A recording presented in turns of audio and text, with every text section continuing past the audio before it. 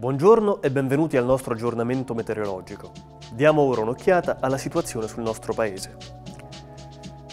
L'elemento che più ci deve interessare è la perturbazione che sta colpendo l'intera Europa e le sue conseguenze sul nord Italia. Le conseguenze sono molto diffuse, rovesci su tutta la pianura padana, ma in particolar modo a ridosso delle Alpi. Vanno pian piano scemando e facendosi più deboli quando ci avviciniamo alla laguna veneta. Sull'intero Appennino invece i rovesci saranno più intensi, più diffusi e anche più estesi per quanto riguarda la durata. Temperature particolarmente basse sull'Abruzzo, vediamo che le minime ritornano sotto gli 8 gradi. Molise e Basilicata, rispetto alle settimane scorse, mostrano una forbice tra massime e minime meno accentuata, laddove invece c'è una differenza particolarmente marcata fra la situazione in Sicilia e quella in Sardegna.